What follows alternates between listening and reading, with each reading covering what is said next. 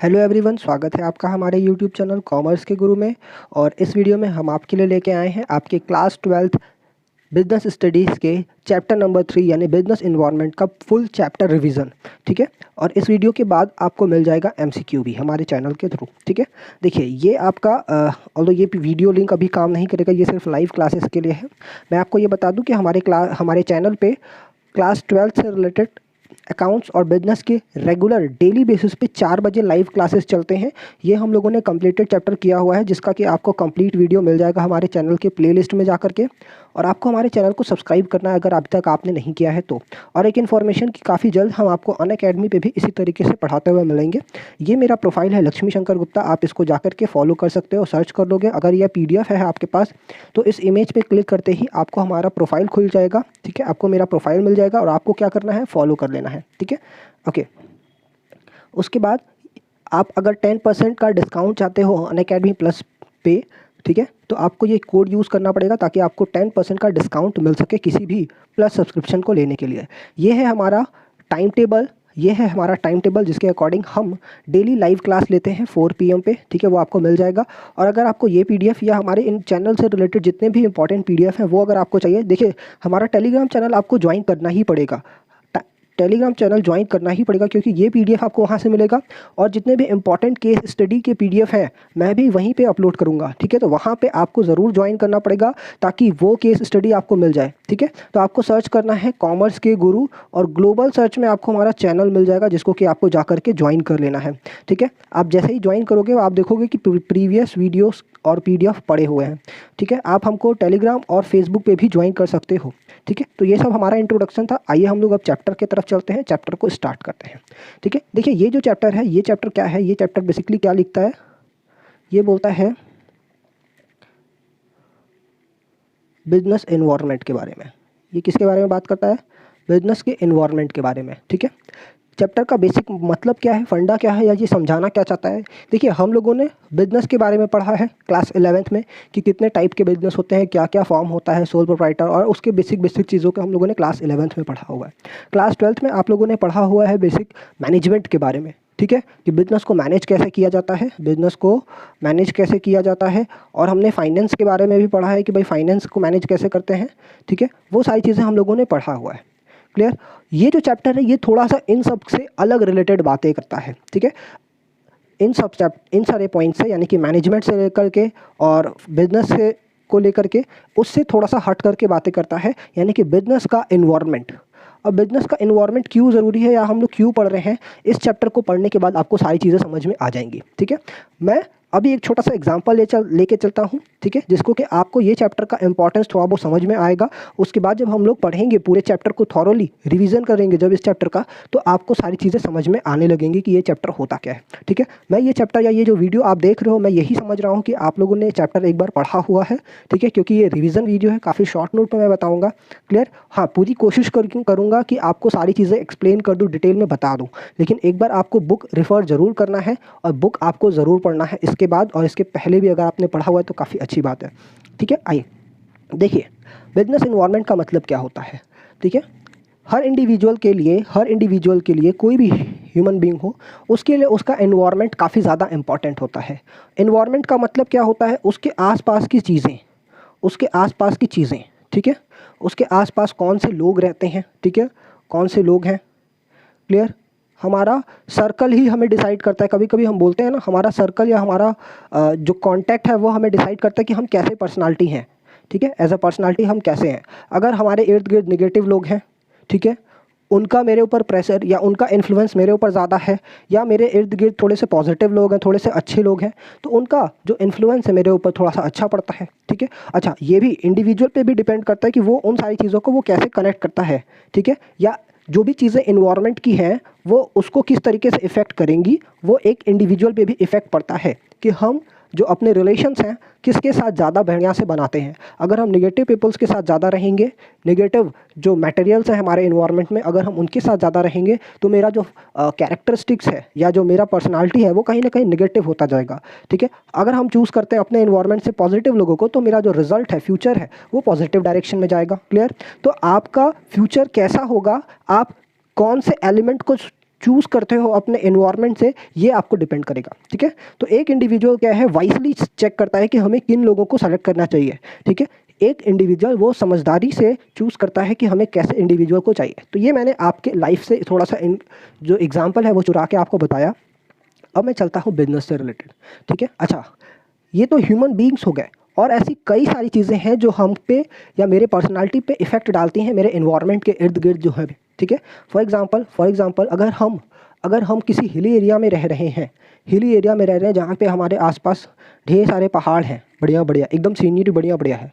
ठीक है, तो मेरा जो पर्सनालिटी रहेगा या जो मेरा लाइफ स्टाइल रहेगा वो कहीं ना कहीं उसके अकॉर्डिंग हो जाएगा। ठीक है, अगर सपोज़ करिए कहीं मैं ऐसे इन्वायरमेंट में रह रहा हूँ जहाँ पे मेट्रो सिटी है, वो काफ़ी ज़्यादा बिल्डिंग्स हम लोगों ने देखी है बचपन से ही। ठीक है, तो कहीं ना कहीं मेरा जो इन्वायरमेंट है या जो मेरा पर्सनालिटी है वो उसके अकॉर्डिंग चेंज हो जाएगा। ठीक है, तो आपका इन्वायरमेंट कैसा है, आपके इर्द गिर्द कैसे लोग हैं, आपके इर्द गिर्द कैसे पावर्स हैं, कैसे फोर्सेस हैं, वो डिसाइड करता है कि आप कैसे पर्सनालिटी, बीइंग अ पर्सनालिटी कैसे बन करके आओगे। ठीक है, बिजनेस के लिए भी काफ़ी ज़्यादा इंपॉर्टेंट होता है।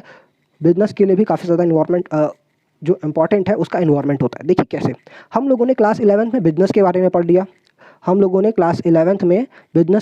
लिया, कि ये बिजनेस होता है, ऐसे अगर कोई है तो उसको हम बिजनेस बोलते हैं। हम लोगों ने क्लास 12th में बिजनेस के मैनेजमेंट के बारे में पढ़ लिया कि भाई बिजनेस को चलाने वाला कौन है।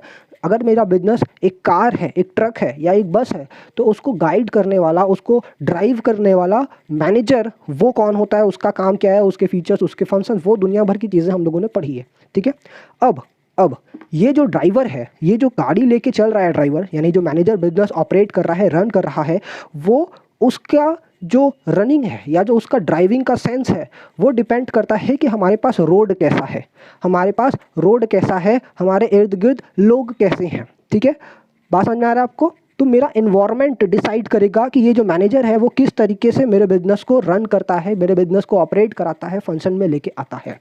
क्लियर? तो कहीं ना कहीं आपका जो बिजनेस एनवायरनमेंट है, ठीक है, बिजनेस का जो इन्वायरमेंट है वो आपको डिसाइड करता है कि मेरा जो मैनेजर वो किस तरीके से परफॉर्म करेगा। ठीक है, अगर हमने ड्राइवर को गाड़ी दे दी, गाड़ी मेरी बहुत बढ़िया है, मेरा मैनेजर, मेरा जो ड्राइवर है वो भी एक नंबर है, मतलब उसका कोई तोड़ ही नहीं है, ऐसा ड्राइवर मैंने खोजा है। ठीक है, लेकिन जो रास्ते हैं, जो सड़क हैं, वो ऐसी सड़कें हैं जो अच्छे ड्राइवर की भी पसीने छुड़ा देते हैं। ठीक है, तो ड्राइवर को क्या होगी, मुश्किल आएगी, ड्राइवर को गाड़ी चलाने में मुश्किलें आएंगी।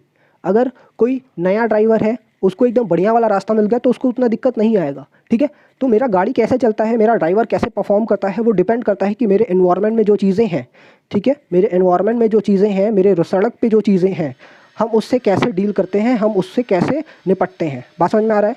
तो आपका एनवायरनमेंट का एनालिसिस काफ़ी ज़्यादा इंपॉर्टेंट होता है किसी भी मैनेजर के लिए। ठीक है, देखो बिजनेस क्या है, हमें सोसाइटी में रह करके करना है, हमें एनवायरनमेंट में रह करके करना है, एनवायरनमेंट के लिए या बोल सकते हो सोसाइटी के लिए करना है, सोसाइटी को सर्विसेज देनी है, सोसाइटी से रॉ मटेरियल लेना है। तो जब सारी चीज़ें हम डिपेंडेंट हैं अपनी सोसाइटी पे ही, ठीक है, सोसाइटी पे ही हर चीज़ों के लिए डिपेंडेंट है, तो सोसाइटी का या बोल सकते हो एनवायरनमेंट का एनालिसिस काफ़ी ज़्यादा इंपॉर्टेंट होता है। ठीक है, अब कुछ आइडिया आपको लग रहा होगा। अब हम लोग आते हैं चैप्टर पे, जो कि मैंने एक छोटा सा समरी बनाया हुआ है। 2 पेज में मेरा पूरा चैप्टर खत्म हो रहा है। ठीक है, 2 पेज में पूरा चैप्टर मेरा खत्म हो रहा है, और उसके बाद आपको नेक्स्ट वीडियो में ये MCQ मिल जाएगा। करीब 15 MCQ है जिसको कि हम नेक्स्ट वीडियो में आपको देंगे। ठीक है, जो कि आई थिंक आपको कल मिलेगा। क्लियर? ये जो वीडियो है ये आपको 7 बजे मिल रहा होगा, और उसके बाद जो है आपको कल मिलने वाला है ये वीडियो। देखिए, सबसे पहले आते हैं बिजनेस एनवायरनमेंट का मीनिंग क्या होता है। आइए फटाफट से पढ़ते हैं। ठीक है, बुक आपको पढ़ना है ध्यान से। मैं एक ओवरव्यू दे रहा हूँ, आइडिया दे रहा हूँ आपको पूरे ओवरऑल चैप्टर के बारे में। इस पर जब एक बार आप बुक पढ़ोगे, अपना नोट्स पढ़ोगे, तो वो काफ़ी ज़्यादा हेल्पफुल रहेगा आपके लिए। ठीक है, देखिए क्या बोलता है। Meaning of business environment, the sum total of individuals, institutions and other forces. The sum total मतलब जितने भी लोग हैं उन सबको टोटल अगर कर दो, उन सबका टोटल अगर आप कर दो, that are outside of the control of the business. ठीक है, that are the outside the control of the business. ठीक है, ये मेरे कंट्रोल में नहीं रहेगा। ये सारी चीज़ें, जितने भी फोर्सेस हैं, फैक्टर्स हैं, वो कहीं मेरे कंट्रोल में कभी भी नहीं रहेगा। ठीक है, एग्जांपल मैं बता दूं, जैसे कि गवर्नमेंट हो गया। ठीक है, गवर्नमेंट हो गया, या बोल सकते हो अभी कोविड-19 हो गया, कि ये मेरे कंट्रोल में है। अरे बड़ी बड़ी सरकारें इसको नहीं कुछ बिगाड़ पाई, मैं क्या करूँगा, मैं तो छोटा सा बिजनेसमैन हूँ, मैं तो छोटा सा मैनेजर हूँ। ठीक है, तो ऐसे सारे फैक्टर्स मेरे ऊपर इफेक्ट डालते हैं एनवायरनमेंट में मिल करके एक साथ। ठीक है, ऐसे सारे फैक्टर्स मेरे ऊपर इफ़ेक्ट डालते हैं जिनका मैं कुछ भी नहीं कर सकता, मैं कुछ भी नहीं कर सकता उनका। बस मुझे क्या करना है, अपनी गाड़ी को, अपनी कार को ऐसे ड्राइव करना है कि मैं उनसे बच सकूं, ठीक है। कहीं उनकी मार ना मेरे ऊपर पड़ जाए, उनकी मार एक बार पड़ गई तो मेरी गाड़ी ख़राब हो जाएगी। मेरी गाड़ी ख़राब होने का मतलब कि मेरा बिजनेस वहीं पर रुक जाएगा, बंद हो जाएगा, ठप हो जाएगा। पसंद ना आ रहा आपको चीज़ें, थोड़ा सा उससे को रिलेट करके आप पढ़ो तो समझ में आएंगी चीज़ें। तो बिजनेस इन्वायरमेंट का मतलब क्या हो गया, the sum total of individuals, institutions and other forces that are outside the control of a business enterprise that may affect its performance। ठीक है भाई, दूर तो है, मेरे कंट्रोल में भी नहीं है, आउटसाइड बिजनेस भी है, लेकिन कहीं ना कहीं वो मेरे परफॉर्मेंस को इफेक्ट करेंगे। इसीलिए मुझको ध्यान रखना उस पर ज़्यादा ज़रूरी है, उनका एनालिसिस करना इंपॉर्टेंट है। बात समझ आ रहा है? अगर वो मेरे परफॉर्मेंस को कुछ भी नहीं करेंगे तो मैं क्यों जाऊँ, मैं अपना इतना बड़ा बिजनेस छोड़ करके क्यों जाऊँ उन पर ध्यान दूँ। ठीक है, मैं इसलिए ध्यान दे रहा हूँ क्योंकि उनका जो इफेक्ट है वो मेरे परफॉर्मेंस पे पड़ेगा। बात समझ आ रहा है? एक इंपॉर्टेंट पॉइंट, तो एक एक वर्ड एकदम नाप तोल के लिखी हुई है और ये वर्ड पूरा का पूरा आपको आंसर में चिपकाना है और इसका सपोर्ट लेना है आपको अपने बुक से, थोड़ा भी पढ़ना होगा। आगे हम लोग देखते हैं जरा फीचर्स ऑफ बिजनेस इन्वायरमेंट। जो इतनी बड़ी बड़ी बातें कर रहे हैं हम लोग बिजनेस इन्वायरमेंट से रिलेटेड, अब आइए ज़रा देखते हैं कि उसके फीचर्स क्या क्या है। सबसे पहला, अच्छा इसको याद करने के लिए मैंने न्यूमेरिक बनाया हुआ है, डिस्टर्ब सी। ठीक है, डिस्टर्ब सी में देखिए क्या है, डी फॉर हो गया dynamic nature, D for dynamic nature. जो आपका बिजनेस इन्वायरमेंट होता है वो डायनेमिक इन नेचर होता है, मतलब कि एवर चेंजिंग। आज कुछ है, कल को कुछ और हो जाएगा, ठीक है। उसका फेस हम डिसाइड नहीं कर सकते, हमने आज एंटिसिपेट किया कुछ, कल को वो कुछ एंटिसिपेटेड हो जाता है, ठीक है। एंटिसिपेटेड नहीं, आप बोल सकते हो उसका इमेज जो हमने सोचा कि कल ऐसा रहेगा लेकिन कल को कुछ और होता है, ठीक है। तो डायनेमिक इन नेचर मतलब कि बोल सकते हो आप एवर चेंजिंग, हमेशा चेंज होता रहता है, किसी के हाथ में कुछ भी नहीं है। ऐसा चेंज क्यों होता है? क्योंकि एक फैक्टर होते नहीं है, ढेर सारे फैक्टर्स होते हैं और वो सारे फैक्टर क्या है, इंटर रिलेटेडनेस है, एक दूसरे से रिलेट कर रहे हैं। और दो फैक्टर्स फोर्सेस ढेर सारे हैं, ठीक है, उनके इम्पैक्ट तो मेरे ऊपर पड़ ही रहे हैं, उनका इफेक्ट तो मेरे ऊपर आ ही रहा है, लेकिन जब वो एक दूसरे से मिल करके एडवर्स इफेक्ट क्रिएट करते हैं तो उसका ज़्यादा मेरे मतलब उसका बर्डन और मेरे ऊपर आने लगता है। क्लियर? अच्छा, उसके बाद क्या पॉइंट बोलता है, एस फॉर हो गया specific and general forces. Specific and general forces, specific forces का मतलब कि वो फोर्सेस जो किसी पर्टिकुलर इंडस्ट्री पे ही इफेक्ट डालेगा, जो पर्टिकुलर इंडस्ट्री पे ही इफेक्ट डालेगा, ठीक है। और जनरल फोर्सेस क्या हो गया, वो पूरे के पूरे जितने भी ओवरऑल इकोनॉमी में जितने भी इंडस्ट्री है सब पे इफेक्ट डालेगा, ठीक है। बात समझ में आ रहा है? जैसे अभी पेट्रोल की प्राइसेस बढ़ रही हैं, पेट्रोल की प्राइसेस जब बढ़ रही थी स्टार्टिंग में, तो कहीं ना कहीं वो ऑटोमोबाइल कंपनी पे या जो आपके ट्रांसपोर्ट है उस पर इफेक्ट डाल रहा था, तो उस पर्टिकुलर इंडस्ट्री पे इफेक्ट डाल रहा था। लेकिन अभी जो नालायक कोविड आ गया है, ये जो नालायक कोविड आ गया है, उसने सब पे भाई सारे के वर्ल्ड वाइड इकोनॉमी पे एडवर्स इफेक्ट डाला हुआ है। बात समझ में आ रहा है? ओके, अगला पॉइंट क्या बोलता है, मेरा जो बिजनेस इन्वायरमेंट है, बिजनेस इन्वायरमेंट हम लोगों ने देखा है टोटलिटी ऑफ एक्सटर्नल फोर्सेस। हम लोगों ने डेफिनेशन में भी देखा था, कि sum total of all forces, जितने भी हम लोगों ने इंडिविजुअल इंस्टीट्यूशंस और फोर्सेस देखे उन सब का सम टोटल है। तो टी फॉर क्या हो गया, totality of external forces. External forces कहने का मतलब क्या है, एक्सटर्नल फोर्सेस कहने का मतलब क्या है कि वो मेरे मेरे जो बिजनेस की बाउंड्री है, मेरा जो बिजनेस का इफेक्ट है उस पर, इफेक्ट नहीं बोलेंगे, जो मेरा बिजनेस की बाउंड्रीज है उसके बाहर है, मतलब उस पर मेरा कोई भी कंट्रोल नहीं है, मैं चाह करके भी उसको कंट्रोल नहीं कर सकता। बस मुझे क्या करना है ना, जैसे बारिश होती है तो बारिश को रोक नहीं सकते, हाँ छतरी ले लेंगे तो बारिश का इफेक्ट मेरे ऊपर कम पड़ेगा। तो जो ये होता है क्या बोलते हैं, सॉरी, जो एक्सटर्नल फोर्सेस हैं उसका इफेक्ट मेरे पास आएगा ही आएगा, ठीक है। वो बारिश की तरह, मैं बारिश बंद नहीं कर सकता हूँ, हाँ, लेकिन छतरी लगा लूँ तो बारिश का जो इफेक्ट है मेरे ऊपर कम पड़ेगा। तो उसी तरीके से एक्सटर्नल फोर्सेस जब मेरे बिजनेस पे आएंगे तो हम उसको रोक नहीं सकते, हाँ छतरी जैसा कुछ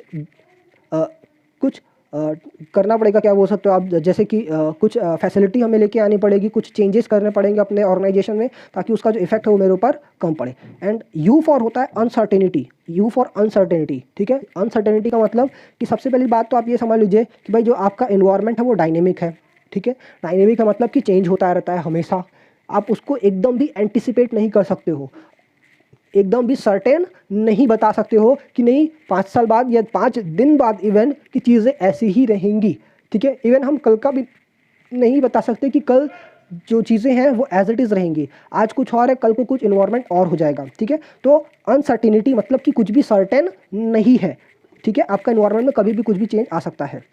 रिलेटिविटी, रिलेटिविटी का मतलब सब एक दूसरे से रिलेटिव है, क्लियर है, बात समझ में आ रहा है। अगला पॉइंट क्या है, कॉम्प्लेक्स। कॉम्प्लेक्स का मतलब जैसा कि हम लोगों ने ये पॉइंट पढ़ा था ना अभी, इंटर रिलेटेडनेस। इंटर रिलेटेडनेस, मतलब जो चीज़ें हैं वो सीधी नहीं है, वो एकदम इतनी ज़्यादा एक दूसरे से कनेक्टेड है कि हम समझ ही नहीं सकते कि मेरे इन्वायरमेंट में क्या चल रहा है, मेरे इन्वायरमेंट में क्या चल रहा है। मेरा इन्वायरमेंट इतना बड़ा है ना, इतना ज़्यादा बड़ा, मैं सर्कल से भी नहीं बता पाऊंगा कि कितना बड़ा है। ठीक है, हम एक साथ सबको एनालिसिस नहीं कर सकते हैं। हम इतने पार्ट को एनालिसिस किए, अपने पूरे इन्वायरमेंट में इतने पार्ट को एनालिसिस किए, तब से क्या होता है, फिर हमें सोचते हैं कि चलो ठीक है दूसरा इन्वायरमेंट को एनालिसिस करते हैं, दूसरे पार्ट को एनालिसिस करते हैं, तब तक ये कुछ चेंज हो जाता है, इसका क्या होता है कुछ नहीं पता। ठीक है, तो हम पार्ट वाइज तो समझ सकते हैं, टोटलिटी में कभी नहीं समझ पाएंगे। क्यों? क्योंकि ये कॉम्प्लेक्स है। बात समझ आ रहा है? एंड आगे चलते हैं। मेरा बिजनेस इन्वायरमेंट इतनी ज़्यादा फीचर्स रखता है, ठीक है, इसके इंपॉर्टेंस क्या है किसी भी बिजनेस पे। हम लोग ने देखा एक आपने कोट सुना होगा कि भाई जो रास्ते होते हैं, जैसा कि हम लोगों ने अभी एग्जांपल लिया था ड्राइवर और कार वाला, ठीक है, जो रास्ते होते हैं, जो बेहतर रास्ते होते हैं, वो कभी भी अच्छे ड्राइवर क्रिएट नहीं करते हैं, तो उसी तरीके से जो बढ़िया रास्ता होता है, जो बढ़िया सड़क होता है, वो कभी बताता नहीं है कि जो आपकी गाड़ी है वो बढ़िया है, आपका जो कार है वो बढ़िया है। ठीक है, कार को टेस्ट करने के लिए गलत रास्ते से आप बोल सकते हो कि आप खराब रास्ते से ही गुजारना पड़ेगा। तो एक बढ़िया बिजनेस हमें तभी पता चलेगा जब हम एडवर्स इफेक्ट से भी काफ़ी बढ़िया से निकल के आ जाए। क्लियर? और कभी कभी क्या होता है ना, मेरा जो बिजनेस इन्वायरमेंट होता है वो हमेशा हमको हमेशा मुझे डंडा लेके नहीं मारता है, वो कभी कभी ऐसी चीज़ें देता है कि हमें कभी कभी उससे फ़ायदा होता है। ठीक है, जैसे पढ़ते हैं कि मेरा बिजनेस इन्वायरमेंट मेरे लिए क्यों इंपॉर्टेंट है, या उसका एनालिसिस करना क्यों इंपॉर्टेंट है। देखिए क्या लिखता है, सबसे पहला पॉइंट क्या लिखा है, सबसे इंपॉर्टेंट पॉइंट क्या लिखा है, ये सबसे इंपॉर्टेंट पॉइंट है, it enable the firm to identify the opportunities and getting the first mover advantage. ठीक है, इसका सबसे बढ़िया एग्जांपल लूंगा मैं कि कोविड-19 के आने के बाद से जितने भी ऑनलाइन ट्यूटोरियल्स थे, लाइक आपका यूट्यूब पे जितने क्लासेस चलते हैं, चैनल्स चलते हैं, ठीक है, वो हो गया, अनअकैडमी हो गया, ठीक है, आपका वेदांतु हो गया, बायजूस हो गए। तो जैसे भी एग्जांपल्स मैं ले रहा हूँ, कभी किसी का मैं एडवर्टाइज नहीं कर रहा हूँ, ठीक है, मैंने ये बस एग्जांपल लिया कि ये लोगों ने क्या किया, अपने अपने प्लेटफॉर्म पे काफ़ी अच्छा वर्क किया, और ये उनके लिए अपॉर्चुनिटी है। भाई हर जगह बंद है, कोई भी बच्चा इवन आने वाले 1 साल तक तो स्कूल या कोचिंग या कॉलेज जाने का सोचेगा भी नहीं। ठीक है, अगर जाता भी है तो काफ़ी एडवर्स रहेंगे चीज़ें, हमेशा आदमी को डर के ही रहना पड़ेगा, काफ़ी गाइडलाइंस आएंगी जिनको कि हमें फॉलो करके चलना पड़ेगा। तो ये कहीं ना कहीं उनके लिए अपॉर्चुनिटी आई। ठीक है, उन लोगों ने उस चीज़ को समझा, जाना, और उस पर उन्होंने क्या किया, फर्स्ट मूवर एडवांटेज, मतलब पहले से कदम उठाया ताकि सबसे पहले उसका अब फायदा हमें मिले। तो बिजनेस इन्वायरमेंट हमेशा सबके लिए डंडा वर्ड के नहीं आता है, किसी के लिए वो एक तरीके से समझ लो मीठा फल लेके आता है। ठीक है, तो आपको समझना पड़ेगा कि वो डंडा है मेरे लिए या मेरे लिए मिठाई है। बात समझ आ रहा है? ओके, आगे चलते हैं। पॉइंट नंबर 2 क्या बोलता है, it helps to identify the threats and early warning signals. अच्छा, किसी के लिए डंडा है तो किसी के लिए मिठाई है।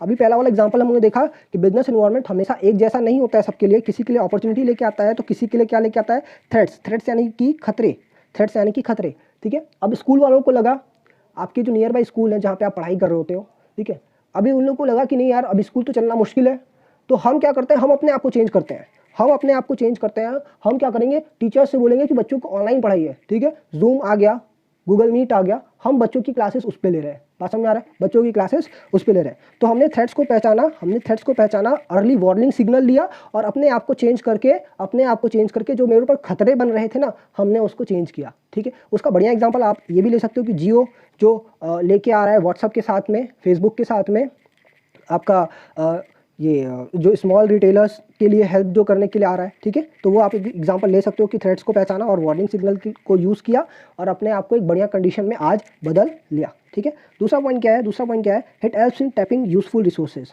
ठीक है, बिजनेस इन्वायरमेंट से हमें ये पता चलता है कि भाई मेरे जो रिसोर्सेज हैं वो कौन से अच्छे वाले हैं, कौन से अच्छे वाले नहीं हैं, यानी कि अब फ्यूचर में जो चेंजेस आने वाले हैं उसके हिसाब से मेरे को पता चल जाएगा कि जो रिसोर्सेज है मेरे को आगे काम देगा या नहीं देगा। फॉर एग्जांपल जब चेंजेस आए, जब प्रिंटर आ गया तो लोग टाइपराइटर को छोड़ने लगे, तो और जो अच्छे रिसोर्सेज थे उनको वो लोग टैप करने लगे। क्लियर है? बात समझ में आ रहा है? तो जो भी यूजफुल रिसोर्सेज हैं एनवायरनमेंट के हिसाब से, जो एनवायरनमेंट चेंज आ रहा है उसके हिसाब से, टेक्नोलॉजी के हिसाब से हम अपने अच्छे रिसोर्सेज को टैप करके रखने लगे। क्लियर? आगे चलते हैं। अगला पॉइंट बोलता है it helps coping with rapid changes. जो मार्केट में इतना तेज़ी से चेंज हो रहा है, इंटरनेट के आने की वजह से, सोशल नेटवर्किंग की वजह से इतना ज़्यादा जो चेंजिंग हो रहा है, हर चीज़ में चेंज हो रहा है, एडवर्टाइज़ करने से लेकर के सेलिंग करने तक से जितने भी चेंजेस आ रहे हैं, आप अगर अपने बिजनेस इन्वायरमेंट को बढ़िया से एनालिसिस करते हो तो वो कहीं ना कहीं आपको रास्ता बताता है, वो आपको कोप करने में हेल्प करता है जो इतने रैपिड चेंजेस हो रहे हैं आपके इन्वायरमेंट में उससे। ठीक है, अगला पॉइंट क्या बोलता है, it helps in assisting in planning and policy formulation. ठीक है, it helps in planning and policy formulation. ठीक है, बात समझ आ रहा है। अब आप मेरे को ये बता दो, आप ये बता दो, कोविड की वजह से जो भी हमारे मार्केट में इन्वायरमेंट में चेंजेस आए हैं, जो भी आपको चेंजेस दिख रहा है, तो अब जो भी मेरा बिजनेस इन्वायरमेंट जो भी मेरा business organisation next time policy बनाएगा, प्लान बनाएगा, तो वो इन सारे पॉइंट्स को यानी कि सोशल डिस्टेंसिंग, प्रॉपर सैनिटाइजेशन, उसको कंसिडर करेगा या नहीं करेगा? ज़रूर करेगा। आप देखो जितने भी अभी हर बाहर की कंट्रीज़ में, जापान में और इवन फ्रांस में, जहाँ पे भी स्कूल खुल रहे हैं, वो लोग क्या कर रहे हैं, प्रॉपर सोशल डिस्टेंसिंग का ध्यान रख रहे हैं, सैनिटाइजेशन का ध्यान रख रहे हैं, या जो भी गाइडलाइंस आ रही है गवर्नमेंट की उसके अकॉर्डिंग अपने प्लान को, पॉलिसीज़ को फॉर्मुलेट कर रहे हैं। ठीक है, प्रॉपर सैनिटाइजेशन, एक बढ़िया एनवायरनमेंट, सोशल डिस्टेंसिंग, अब ये हर किसी के पॉलिसी का पार्ट होने वाला है फ्यूचर में। आप ये लिख करके ले लो। ठीक है, ये कैसे हुआ? क्योंकि हम बिजनेस एनवायरनमेंट के चेंज को देख रहे हैं, उससे हमें पता चल रहा है कि नहीं, अब मेरे को जो पहले सिनारियो था वैसा सिनारियो नहीं रहा, अब मेरे को प्लानिंग और पॉलिसीज़ में चेंज करने की ज़रूरत आ गई। पॉइंट नंबर 6 क्या बोलता है, it helps in improving performance. It helps in improving performance. तो आपका कभी कभी इन्वायरमेंट क्या बोलता है, आपको मौके देता है, काफ़ी ज़्यादा मौके देता है, और आप अपने परफॉर्मेंस को उसमें क्या कर लेते हो, सुधार लेते हो। तो बिजनेस इन्वायरमेंट इसलिए भी आपके लिए इंपॉर्टेंट है। ठीक है, आगे अगेन एक फेवरेट पार्ट जिससे कि काफ़ी ज़्यादा केस स्टडी बनते हैं, आपके बिजनेस एनवायरनमेंट के क्या क्या एलिमेंट्स हैं या डायमेंशंस हैं। इसको याद करने के लिए मैंने पिस्टल रखा है, पिस्टल। ठीक है, PESTLE, PESTLE, P for political, E for आप बोल सकते हो आई थिंक इकोनॉमिक। ठीक है, S फॉर सोशल इन्वायरमेंट हो गया, T for technology, L for legal हो जाएगा। क्लियर? तो इस तरीके से आप याद कर सकते हो। तो सबसे पहले आते हैं पॉलिटिकल इन्वायरमेंट।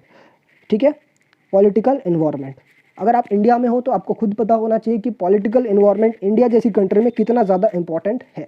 ठीक है, हर बिजनेस कहीं ना कहीं इससे इफेक्ट पड़ता है, इस पर इफेक्ट आता है। क्लियर? देखिए क्या पॉइंट बोलता है, political environment includes the political condition such as general stability and peace in the country and the specific attitudes that the elected government representative holds towards the business. ठीक है, holds towards the business. Suppose अगर करिए अभी जो आपका मोदी जी हैं काफ़ी ज़्यादा मेहरबान है रिलायंस और जितने भी बड़े बड़े कंपनियां हैं उनके ऊपर, वो चाह रहे हैं कि भाई कोविड-19 के सिचुएशन में, या जो हमारा इतना ज़्यादा हमारा इकोनॉमी गिर चुका है, अब बिजनेसेस को हेल्प मिलनी चाहिए। अब जितने भी बड़े बड़े बिजनेस हैं या जो छोटे बिजनेस हैं उनको हेल्प मिलना चाहिए। ठीक है, तो आपका पॉलिटिकल इन्वायरमेंट, आपका जो रिप्रेजेंटेटिव है वो आपके बिहेवियर पे, आपके बिजनेस पे या आपके बिजनेस के लिए कैसा प्लान रखता है, कैसा एटीट्यूड रखता है, वो डिपेंड करता है कि आपका बिजनेस का जो बिजनेस है वो ऊपर जाएगा या नीचे जाएगा। बात समझ में आ रहा है? तो अगर आपका गवर्नमेंट अच्छा है आपके लिए, ठीक है, अगर सपोज करिए आप हैंडीक्राफ्ट, हैंडमेड आइटम बेच रहे हो, हैंडीक्राफ्ट बेच रहे हो, ठीक है, कॉटेज इंडस्ट्रीज़ में हो, तो उसको काफ़ी ज़्यादा बढ़ावा दिया गया है कई सालों से। खादी बिजनेस में हो, खादी इंडस्ट्री में हो, तो उसको काफ़ी ज़्यादा बढ़ावा दिया गया है पिछले कई सालों से। ठीक है, तो अगर आपका जो आपका गवर्नमेंट है, सपोज करिए हमारा ये सिचुएशन नहीं आया होता, तो आपका जो गवर्नमेंट है, अगर आप इस इंडस्ट्री में हो तो वो आपको काफ़ी ज़्यादा सपोर्ट कर रहा था, काफ़ी ज़्यादा हेल्प कर रहा था। ठीक है, तो पॉलिटिकल इन्वायरमेंट में क्या क्या चीज़ें आ जाती हैं, एक तो आ जाता है पॉलिटिकल कंडीशन मेरा कैसा है। ठीक है, उसमें क्या क्या चीज़ें आएंगी, जनरल स्टेबिलिटी, लाइक अगर आप अभी का जो सिचुएशन है अमेरिका में, जो आपका दंगे चल रहे हैं, उसमें अगर आप देखो तो वहाँ पे पॉलिटिकल इनस्टेबिलिटी है, कभी भी सरकार जा सकती है, या जो भी है काफ़ी बड़ा रिफॉर्म आएगा। क्लियर? आप रसिया में, चाइना में भी देख सकते हो ये सारी चीज़ें। तो पीस इन कंट्री कैसा है, ये डिपेंड करता है कि आपका पॉलिटिकल इन्वायरमेंट वहाँ पे कैसा है। तो देखो अगर आपका पीस ही नहीं रहेगा, स्टेबिलिटी ही नहीं रहेगी गवर्नमेंट में आपका, ठीक है, तो बात समझ रहे हो, बिजनेस करने में एकदम भी मज़ा नहीं आएगा, बिजनेस करने में काफ़ी ज़्यादा दिक्कतें होंगी। तो आपके लिए ये जो एनवायरनमेंट का ये जो पार्ट है, पॉलिटिकल इन्वायरमेंट, ये काफ़ी एडवर्स चीज़ें लेकर के आएगा। ठीक है, तो हम लोगों ने क्या देखा, P फॉर पॉलिटिकल इन्वायरमेंट हो गया, E फॉर इकोनॉमिक इन्वायरमेंट। अभी इकोनॉमिक इन्वायरमेंट में क्या आता है, एग्जांपल्स ले लीजिए, इंटरेस्ट रेट, ठीक है, इंटरेस्ट रेट हो गया, इन्फ्लेशन रेट हो गया, change in income of the people हो गया, stock market, value of rupee. तो ये सारी चीज़ें क्या आ जाएंगी, इकोनॉमिक फैक्टर्स में आ जाएंगी। अब हमें क्या करना है, अपने बिजनेस एंटरप्राइजेस में मैनेजमेंट को इन सारी चीज़ों को एनालिसिस करना है और देखना है कि हम लोग हम लोगों पे इसका इफेक्ट क्या पड़ने वाला है, ठीक है, इफेक्ट क्या पड़ने वाला है। जैसे सपोज करिए कि स्टडी आपके पास आ सकता है कि भाई पहले जो मेरा इंटरेस्ट रेट चल रहा था वो 8% पर एनम चल रहा था, ठीक है, 8% पर एनम चल रहा था, अभी क्या हो गया, वो 12% हो गया, और हमें लोन लेना है, हमें मार्केट से लोन लेना है। तो बताइए ये जो पॉइंट है या जो ये इशू है वो कौन से पार्ट में आएगा, कौन से इन्वायरमेंट में आएगा, तो आपका आंसर क्या होगा सर, इकोनॉमिक इन्वायरमेंट में आएगा, ठीक है, इकोनॉमिक इन्वायरमेंट में आएगा। क्लियर, बात समझ में आ रहा है। तो इस तरीके से आपसे केस स्टडी पूछा जा सकता है कि बताइए ये कौन सा इन्वायरमेंट में आएगा, ठीक है। ओके, आगे चलते हैं। एस फॉर आ गया मेरे पास social environment. The social environment of business includes social forces like customs, traditions, values, social trends, society expectations from businesses. तो ये सारी चीज़ें आ जाएंगी, ठीक है, कि हमारा कल्चर क्या बोलता है, हमारा सोशल क्या बोलता है, हमारा वैल्यू क्या बोलता है, हमारी ट्रेडिशन क्या बोलती है किसी भी पर्टिकुलर पॉइंट्स को लेकर के, ठीक है। तो ये आपका कहाँ पे आ जाएगा, सोशल इन्वायरमेंट में। और इंडिया जैसे कंट्रीज़ में इंडिया जैसी कंट्री में जो कि वैल्यूज़ को, ट्रेडिशन को काफ़ी ज़्यादा इंपॉर्टेंस देते हैं, तो हर बिजनेस को उसके अकॉर्डिंग ही चलना चाहिए अगर वो लॉन्ग टर्म में सक्सीड करना चाहता है तो, ठीक है। देखिए आगे क्या लिखा है, tradition defines social practices that have lasted for the centuries, ठीक है। सोशल प्रैक्टिसेस जो काफ़ी सालों से चलती आ रही हैं वो सारी चीज़ें, ठीक है। अच्छा, इसमें देखिए कल्चरल का एग्जांपल लिया हुआ है, जैसे for example Diwali, Eid, Christmas, Guru Parv in India, ठीक है। तो ये सब फेस्टिवल है, ये सब जो है फेस्टिवल है। और कई बार आप देखो जो बड़ी कंपनियां होती हैं या जो ऑनलाइन शॉपिंग जो आपके साइट्स हैं, फ्लिपकार्ट हो गया, अमेजोन हो गया, ये इस पीरियड में काफ़ी बढ़िया ऑफर निकालते हैं ताकि अट्रैक्ट करें जो आपके कस्टमर्स हैं वो, ठीक है। क्योंकि इससे रिलेटेड जो कल्चर है, जो हमारा फेस्टिवल है, काफ़ी सेंसिटिव होते हैं लोग, ठीक है, इसी टाइम पे वो परचेज करना चाहते हैं। अगला पॉइंट क्या है, टी फॉर टेक्नोलॉजिकल इन्वायरमेंट में एकदम सिंपल सा है, टेक्नोलॉजी से रिलेटेड सारी चीज़ें आएंगी। Technological environment includes forces related to scientific improvement and innovations which provide new way of producing goods and services and new method and techniques of operating a business, ठीक है। तो हमारा जो टेक्नोलॉजी में चेंज आया है उसने काफ़ी ज़्यादा चेंज कर दिया हमारे बिजनेस को। ई कॉमर्स का एंट्री लेना, बात समझ में आ रहा है, ई कॉमर्स का एंट्री लेना, कम्युनिकेशन करने के जो वेज बदल रहे हैं, लाइक गूगल मीट आ गया, आपको कहीं जाना भी नहीं है, आपका मीटिंग क्या हो रहा है, आपको घर बैठे ही हो रहा है, ठीक है, बात समझ में आ रहा है आपको। जूम है, ये सारी चीज़ें क्या हो रही है, ये सब एग्जाम्पल है आपके टेक्निकल एनवायरनमेंट का। तो जो भी टेक्निकल चेंजेस हुए हैं, जो भी टेक्निकल एनवायरनमेंट में चेंजेस हुए हैं, इससे जितने भी साइंटिफिक इंप्रूवमेंट या इनोवेशंस हुए हैं आपके काम करने के, प्रोड्यूसिंग करने में, गुड्स को प्रोड्यूस करने में, सर्विसेज को प्रोड्यूस करने में तरीके बदले हैं, नए मेथड्स हम लोगों ने जोड़े हैं, और बिजनेस को ऑपरेट करने में भी कई टेक्निक हम लोगों ने जोड़ा है, ठीक है। पहले क्या हुआ करता था, याद होगा आप लोग को कि पहले क्या हुआ करता था ना कि रजिस्टर में जब भी कोई इंप्लॉय है तो रजिस्टर में अपना नाम लिखता था, कब वो आया कब गया, अपना सिग्नेचर करता था। इससे क्या होता था कि कोई दूसरा बंदा भी उसकी जगह पे एंट्री कर दे रहा है। लेकिन अब क्या हो गया सिस्टम, आपका आई स्कैन होता है, आपका फिंगरप्रिंट लगता है, तो कोई दूसरा बंदा इसकी जगह पे नहीं कर पाएगा। अच्छा, पहले हम लोग क्या करते थे, रजिस्टर में टाइम भी कम डाल दिया, लेकिन अभी क्या है, जितने बजे वो स्कैन करेगा वो टाइम वहाँ पे नोट है, जाते वक्त भी आपको इस फिंगरप्रिंट लगा के जाना है कि आप कब जा रहे हो। तो बिजनेस ऑपरेशन में ये हेल्प हो गया, इससे हम पता लगा पाते हैं कि मेरा जो एम्प्लॉई है वो कहीं एब्सेंट तो नहीं है, कहीं जल्दी तो नहीं आ रहा है, या कभी देर तो नहीं आ रहा है, कभी जल्दी तो नहीं जा रहा है, ठीक है। तो इससे हम लोग पता लगा पाते हैं ये किस में हुआ, टेक्निकल एनवायरनमेंट में। अच्छा, आगे क्या है, for example recent technological advances in the computer, electricals and modify the way in the companies advertise their product. पहले क्या होता था ना, बोर्डिंग लगवाते थे टीवी, टेलीविजन और रेडियोस में ही सिर्फ हम लोग एडवर्टाइज करते थे।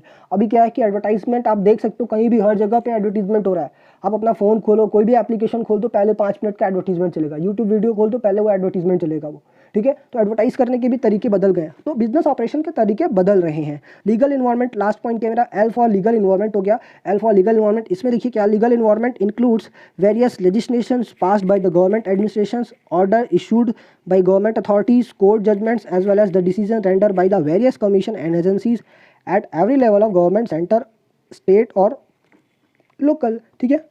तो जितने भी आपके टेक्निकल चेंजेस हो रहे हैं, लेजिस्लेशंस पास हो रही हैं, ऑर्डर पास हो रहे हैं, ठीक है, नोटिफिकेशंस इशू की जा रही हैं, जैसे जीएसटी का आना, कंपनीज एक्ट में बड़ा चेंज होना, ठीक है। तो ये सब एग्जांपल है आपका लीगल इन्वायरमेंट में। क्लियर, ओके, आगे चलते हैं। मेरा देखिए क्या होता है कि जब भी impact of government policy change on business and industry, जब भी मेरा गवर्नमेंट पॉलिसी चेंज होता है तो मेरे बिजनेस और इंडस्ट्री पे क्या इम्पैक्ट पड़ता है, देखिए क्या होता है, कंपटीशन मेरी इंक्रीज़ हो जाती है, ठीक है, कंपटीशन इंक्रीज हो जाती है, मेरा जो कस्टमर है वो डिमांड करने लगता है बहुत ज़्यादा। कस्टमर कैसे डिमांड करता है वो भी हम लोग आगे चल के देखेंगे। Rapidly changing technical environment, rapidly changing technical environment यहाँ बेसिकली बात कर रहा है गवर्नमेंट की पॉलिसी यानी कि एलपीजी। एलपीजी के बारे में आपने सुना होगा, L for liberalisation, P for privatisation और जी फॉर ग्लोबलाइजेशन। लिबरलाइजेशन मतलब कि गवर्नमेंट जो है अपनी पॉलिसीज़ को लेकर के, इंडस्ट्रीज़ को लेकर के थोड़ी सी लिबरल हुई। लिबरल मतलब कि पहले क्या हुआ करता था, कितना प्रोडक्शन करना है, किस एरिया में प्रोडक्शन करना है, उन सब के लिए लाइसेंस लेना पड़ता था। अभी क्या हो गया, वो लाइसेंस वाइसेंस सब हटा दिया गया। ठीक है, आप जितना मन उतना प्रोड्यूस करो, बस टैक्स टाइम पे पहुंचा देना। ठीक है, और आप कई इंडस्ट्री में आपको लाइसेंस लेने की जरूरत नहीं, आप आराम से फैक्ट्री ओपन करके अपना सर्टिफिकेट लो और काम करते रहो। ठीक है, लाइसेंस वाइसेंस लेने की जरूरत उतना नहीं है। ठीक है, तो लाइसेंस या सर्टिफिकेट बस कुछ जगहों पे ही रखा गया है। प्राइवेटाइजेशन मतलब कि जो पहले क्या हुआ करता था ना, सारी चीज़ें जो है गवर्नमेंट अंडरटेकिंग में ही थी, सारा का सारा पब्लिक सेक्टर में आता था। ठीक है, अभी क्या कर दिया, उसको प्राइवेट सेक्टर में डाल दिया कि अब ठीक है, प्राइवेट इंडिविजुअल्स भी उस पर बिजनेस कर सकते हैं। Clear. G for globalisation, globalisation बोले तो सिर्फ इंडिया में ही, इंडियन मार्केट में ही, इंडिया इकोनॉमी में सिर्फ इंडिया के लोग ही बेच सकते हैं। लेकिन अब क्या हो गया, वो बाहर से बंदा कहीं से भी, अमेरिका नहीं हुआ और जापान कहीं से भी बैठा हुआ बंदा यहाँ पे आके अपना गुड्स बेच सकता है। तो ये ग्लोबलाइजेशन हो गया। अब देखिए ऐसा करने से क्या होता है, एलपीजी यानी कि आपका गवर्नमेंट पॉलिसी में जब चेंज हुआ तो ऐसा करने से क्या हो रहा है कि आपका कॉम्पिटिशन इंक्रीज हो गया। ठीक है भाई, ढेर सारे लोग आने लगे, कंपटीशन आपका इंक्रीज हो गया, गुड्स लेकर के अपने आने लगे। और अगर कस्टमर को ढेर सारा वैरायटी मिल रहा है ना, अगर कस्टमर को कंपटीशन बढ़ने से ढेर सारी वैरायटी मिल रही है, तो वो क्या हो गया ना, कस्टमर भी आपका डिमांडिंग हो गया, बोला ये नहीं हमको ये पसंद है। ठीक है, पहले हम जो बेचते थे वो खरीद लिया करता था, लेकिन अब क्या हो गया, डिमांडिंग हो गया कस्टमर मेरा। Rapidly changing in technical environment, भाई बाहर की जो भी कंपनियां आई, बड़ी बड़ी कंपनियां, वो टेक्नोलॉजी लेकर के आई, एडवांस टेक्नोलॉजी लेकर के आई। तो टेक्निकल एनवायरनमेंट में भी क्या हो गया, चेंज हो गया। हमारी जो कंपनियां थी वो बहुत पुराना टेक्नोलॉजी यूज़ करके प्रोडक्शन कर रही थी, लेकिन अभी क्या हो रहा है, सबको चेंज करना पड़ रहा है अपना। ठीक है, नेसेसिटी फॉर चेंज नहीं करोगे तो आप पिछड़ जाओगे, मार्केट में से बंद हो जाओगे। तो कई बिजनेस क्या हुआ है, इसी वजह से बंद भी हो गए, क्योंकि वो लोग कॉम्पिटिट नहीं कर पाए, अपने आप को चेंज नहीं कर पाए। जो लोग चेंज किए अपने आप को, जो लोग मार्केट में कॉम्पिटिट किए, वो आज लोग सर्वाइव कर रहे हैं। ठीक है, मार्केट में बढ़िया काम कर रहे हैं, तो आपको चेंज करना पड़ेगा। ठीक है, दूसरा क्या है, need for developing human resources. Again एक बढ़िया पॉइंट लिखा हुआ है, ह्यूमन रिसोर्स को भी डेवलप करने की ज़रूरत अब पड़ गई। ठीक है, जब टेक्नोलॉजी आएगा, बढ़िया मशीन आएगा मेरे पास, तो उस पर काम करने के लिए आपके पास डेवलप्ड स्किल्ड ह्यूमन रिसोर्स भी तो होना चाहिए।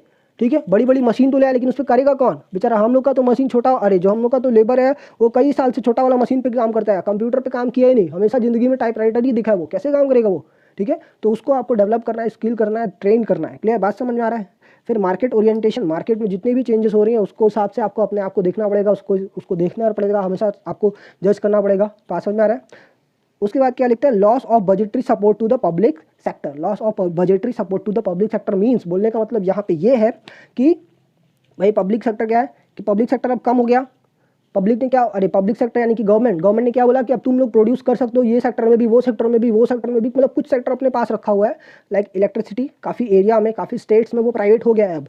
आपका ये बोल सकते हो रेलवेज अभी भी क्या है, पब्लिक सेक्टर में है, ऑल्दो वो कहीं देखा जा रहा है कि प्राइवेट करने का प्लानिंग हो रहा है। ठीक है, तो इससे क्या होगा ना, पहले क्या होगा था, जब सारी की सारी इंडस्ट्रीज पब्लिक सेक्टर में थी, तो सबको क्या करना पड़ता था, गवर्नमेंट को क्या करना पड़ता था ना, सबको बजटरी सपोर्ट देना पड़ता, मतलब अपने बजट में से कुछ ना कुछ फंडिंग उनको देनी पड़ती थी। अभी क्या हो गया, सबको छोड़ दिया गया, बोला तुम अपना समझो। ठीक है, सबको प्राइवेट कर दिया गया, बोला सबको अपना देखना है, अपना समझना है। ठीक है, तो loss of budgetary support to public sector. तो पब्लिक सेक्टर में पहले जो भी सपोर्ट दिया जाता था, अभी क्या हो गया, कम हो गया। और जितनी भी इंडस्ट्रीज हैं, लाइक इलेक्ट्रिकल डिपार्टमेंट हो गया, या फिर सबको बजटरी सपोर्ट कम कर दिया गया। बोला गया कि तुम अपना रेवेन्यू खुद से जनरेट करो, हाउस टैक्स हो गया, वाटर टैक्स हो गया, वो सब बोला अपने से देखो, अपना सारा अपना एम्प्लॉय का तुम लोग देखो। ठीक है, तो सब चीज़ों का सपोर्ट है बजट का, ठीक है, गवर्नमेंट के बजट का, वो थोड़ा सा कम कर दिया गया पहले के कंपेरिजन में। एकदम खत्म नहीं हुआ है, लेकिन हाँ कम कर दिया गया। ठीक है, आइए बात करते हैं एलपीजी के बारे में। एलपीजी जिसके भी बारे में हम लोगों ने डिस्कशन किया था, अभी देख लेते हैं। लिबरलाइजेशन बोले तो means freeing the business form and industry from all necessary control and restrictions. हटा दो सारे रेस्ट्रिक्शन और कंट्रोल, हटा दो, लिबरल कर दो थोड़ा सा, सब क्या बोलते हो आप लोग, लिबरल बोले तो नरम हो जाओ। ठीक है, नरम हो जाओ। अगेन दूसरा पॉइंट क्या है, प्राइवेटाइजेशन मतलब means giving greater role to private sector in the nation building process and reducing the role of public sector. तो रोल ऑफ पब्लिक सेक्टर क्या हो गया, कम हो गया, रिड्यूस हो गया। क्लियर। अगला पॉइंट क्या है, ग्लोबलाइजेशन बोले तो means integration of our economy with world economy, मतलब अपना इन्वायरमेंट अपना जो इकोनॉमी है, अपना जो पूरा नेशन वाइज इकोनॉमी है, उसके दरवाजे खोलो, बाहर की दुनिया को भी आने दो, ठीक है, बाहर का जो हवा है वो भी आने दो हमारे कंपनी में। क्लियर? तो ग्लोबलाइजेशन इसका मतलब ये हो गया। अगेन एक बड़ा रिफॉर्म हुआ, सारे रिफॉर्म के बारे में आप तो जान ही रहे हो, बात कर ही रहे हो। एक बड़ा रिफॉर्म क्या हुआ? डीमोनेटाइजेशन। आई थिंक सब लोगों ने, आप जितना भी क्लास 12 में, सब लोगों ने फेस किया, उसका इंपैक्ट देखा हुआ है। डीमोनेटाइजेशन में क्या हुआ? It is the act of removing currency unit of its status as legal tender. बात समझ आ रहा है? उसका स्टेटस हम लोगों ने हटा दिया एज अ लीगल टेंडर की, मतलब अब से ये एप्लीकेबल नहीं रहेगा, ये आपका वैलिड नहीं रहेगा, ठीक है। फीचर्स ऑफ डिमोनेटाइजेशन क्या हुआ? It is viewed as tax administration manager. हम लोगों ने इसको कैसे देखा कि ये टैक्स एडमिनिस्ट्रेट करेगा, ठीक है। बात समझ में आ रहा है? जैसे कि सपोज करिए कि जितने भी लोग अपना अपना पैसा जो है बैंक में जमा करने पहुंचे थे, हम लोग क्या कर रहे हैं, उनके टैक्स रिटर्न के अकॉर्डिंग, मतलब कितना टैक्स वो भरा हुआ है, ठीक है। अगर मान लेते हैं कोई बंदा है जिसको बोलता है कि मेरे को टैक्स नहीं देना है क्योंकि मेरी जो इनकम है वो थ्रेशोल्ड लिमिट से कम है। थ्रेशोल्ड लिमिट बोले तो इंडिया में 2.5 लाख रुपए तक कोई भी टैक्स नहीं लगता। वो बोला मेरा जो इनकम है वो 2.5 लाख है ही नहीं, ठीक है। तो जितने भी लोग हैं 1000-500 नोट लेकर के, अगर वो अपना जो इनकम है या जो अपनी सेविंग है वो लेकर के बैंक के पास पहुंचे और देखा गया कि उनके जो बताए गए इनकम से कम है या ज़्यादा है, तो हम लोग उस पर पता कर पा रहे हैं कि वो उनका जो पैसा है वो ब्लैक मनी है या वाइट मनी है, ठीक है। उनके टैक्स जितना भी वो लोग भरे हैं उसके हिसाब से हमें पता चल पाया है, ठीक है। आगे क्या बोलता है? It has indicated that tax evasion has no longer be tolerated. इससे हमें ये कि पता चला कि भाई डिमोनेटाइजेशन की वजह से ये पता चला कि जिन लोगों ने भी टैक्स चोरी कर करके अपना पैसा जमा किया था, इकट्ठा किया था, सरकार को नहीं बताया कि सर मेरा ये भी इनकम है ताकि टैक्स ना देना पड़े, जिन लोगों ने भी ऐसा काम किया था सबको डंडा पड़ा है, सबको पता चला है और ये बोल दिया गया कि आगे से ऐसा कोई भी टॉलरेंस नहीं होगा। क्लियर? आगे चलते हैं। It led to channelizing saving into the formal financial system. जिन लोगों ने भी 1000-500 का नोट अपना सेव करके रखा था, मार्केट में नहीं उतारा था, उसको हम लोग क्या किए? उसको चैनलाइज किए। चैनलाइज करने का मतलब कि सबके पॉकेट से निकाल करके, सबके घरों से निकाल करके हम लोगों ने कहाँ पे लगाया? उसको फॉर्मल फिनेंशियल सिस्टम, यानी कि अपना इंडियन सिस्टम में, फाइनेंशियल सिस्टम में लगाया। बात समझ में आ रहा है उसको? It aims to create less cash और कैशलेस इकोनॉमी। इसका मोटिव क्या था? पूरा का पूरा मोटिव क्या था? कि कैशलेस इकोनॉमी क्रिएट करना। क्लियर? ओके, आगे चलते हैं। इकोनॉमिक रिफॉर्म में बिजनेस पे क्या इफेक्ट पड़ा? हम लोगों ने जस्ट देखा है इंक्रीजिंग कंपटीशन, मतलब कि लाइसेंसिंग हटाने से, लिबरलाइज होने से क्या हो रहा है? फॉरेन की फर्म्स हमारे यहाँ आ रही हैं, जिसकी वजह से मेरा जो इन्वायरमेंट है उसमें कंपटीशन काफ़ी ज़्यादा बढ़ गया इंडियन फर्म्स के लिए, ठीक है। अगला पॉइंट क्या बोलता है? More demanding customer as the customer are now well informed and increased competition in the market has created the buyers market। पहले क्या होता था? सेलर जो बेचता था उसको खरीदना पड़ता था। अभी क्या हो गया? बायर को सब पता है, ठीक है। जागो ग्राहक जागो, बहुत ज़्यादा जाग गया अभी ग्राहक, ठीक है। उसको सब पता है क्या हो रहा है मार्केट में। उसको अब क्या है कि जो वो चाहेगा आपको वही बेचना पड़ेगा, अदरवाइज आप मार्केट से हट जाओगे, डिमोलिश हो जाओगे। क्लियर? अगला पॉइंट क्या बोलता है? रैपिडली चेंजिंग टेक्निकल एनवायरनमेंट, ठीक है। बाहर की कंपनियों के आने की वजह से हमारा जो टेक्निकल एनवायरनमेंट वो काफ़ी ज़्यादा चेंज हो रहा है। Increased competition has made its compulsory for Indian firms to adopt the latest technology. बात समझ में आ रहा है? ओके, अगला पॉइंट क्या है? Necessity for change. After economic reforms enterprise have to continuously modify their operations as the market forces have become the turbulent. अब सबको क्या करना पड़ रहा है? अपने ऑपरेशंस को, अपने बिजनेस को मॉडिफाई करना पड़ा है, क्योंकि अब जो मार्केट से फोर्स पड़ रहा है ना, वो अब मेरे लिए क्या है? काफ़ी ज़्यादा प्रॉब्लम क्रिएट कर रहा है। अब हम उतना नहीं सह सकते हैं। बात समझ में आ रहा है आपको? क्लियर है? ओके, आगे चलते हैं। Need for developing human resources as the market condition require people with higher competence and greater commitment. Clear? तो हम लोगों ने क्या किया? उनको डेवलप किया, उनको स्किल किया, उनको ट्रेन किया। अगला पॉइंट क्या है? Market orientation. मार्केट ओरिएंटेशन बोले तो with the increase in competition and consumerism the firm have shifted to market oriented approach. Market oriented approach मतलब कि जैसा मार्केट का डिमांड होगा वैसा हम लोग करेंगे, मार्केट को एनालाइज करेंगे, मार्केट के हिसाब से चलेंगे। अगला पॉइंट क्या है? Loss of budgetary support to the public sector due to decrease in the role of public sector the government has also reduce the financial support to them. Clear है? तो ये था पूरा ओवरऑल मेरा चैप्टर का summary. इसको आपको एक बार थॉरोली पढ़ना पड़ेगा ज़रूर से, ताकि आपको एक बेटर अंडरस्टैंडिंग पता चल सके। और ये PDF आपको मिल जाएगा जब हम लोग ये जो MCQ है वो कंप्लीट कर लेंगे। तो थैंक यू फॉर वॉचिंग। अब मिलते हैं हम लोग अगले क्लास में। क्लियर?